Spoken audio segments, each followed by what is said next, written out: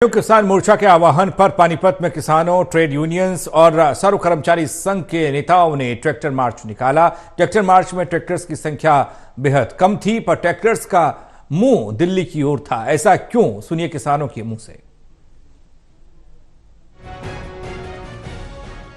संयुक्त किसान मोर्चा के 26 फरवरी को ट्रैक्टर मार्च निकालने के आह्वान पर पानीपत में भी सांकेतिक ट्रैक्टर मार्च निकाला गया। ट्रैक्टर्स का मुंह दिल्ली की तरफ करके केंद्र सरकार को चिताया गया कि सऊदी अरब में हो रही WTO यानी विश्व व्यापार संगठन की बैठक में भारत के किसानों को खेती और डेयरी पर थोपी जा रही शर्तों से बाहर रखा जाए। अगर ऐसा नहीं किया जाता तो 14 मार्च को दिल्ली के रामलीला मैदान में सरकार के खिलाफ हुंकार भरी जाएगी। जो सऊदी अरब में जो WTO की मीटिंग होने जा रही है, किसान मजदूरों के आह्वान पर आज ये हमारा सिर्फ सांकेतिक विरोध है, ताकि सरकार जो किसान विरोधी, मजदूर विरोधी सब्सिडी को खत्म करने का जो फरमान WTO जारी कर रहा है भारत देश के लिए, उसके विरोध में आज ये हमारा सिर्फ सांकेतिक धरना है।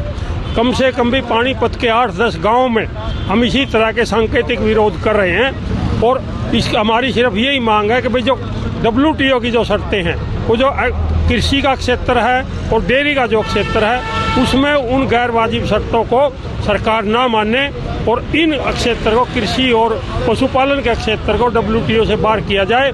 एक गांव में नहीं, अलग अलग ब्लॉकों में, इसराना में, मतलोडा में, बापोली में, अलग अलग ब्लॉकों में केवल सांकेतिक आह्वान यही था कि सांकेतिक ढंग से दिल्ली की तरफ ट्रैक्टरों का मुंह करके फोटो खिंचवाना है। गौरतलब है कि अगर WTO की मीटिंग में सरकार किसानों की मांग पूरी नहीं करती तो आगे और लड़ाई है। किसानों का कहना है कि खेती और डेयरी उद्योग पर शर्तें थोपने से देश का किसान और व्यापारी बर्बाद हो जाएगा।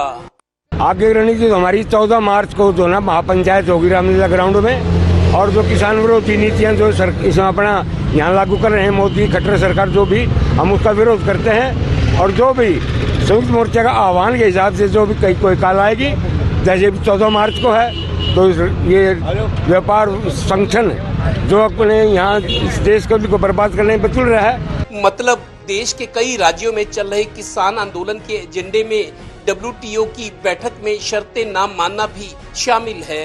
यानी किसान आंदोलन अभी खत्म होता नहीं लग रहा। अभी तक तो दिल्ली दूर है। अब 14 मार्च को रामलीला ग्राउंड में किसानों की रैली।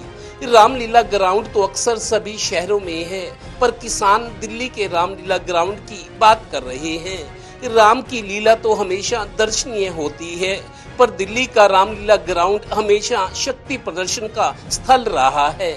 चलिए देखिए क्या होता है। सहयोगी डिम्पी मल्होत्रा के साथ Devendra Kathoria, total news, Panipat bureau.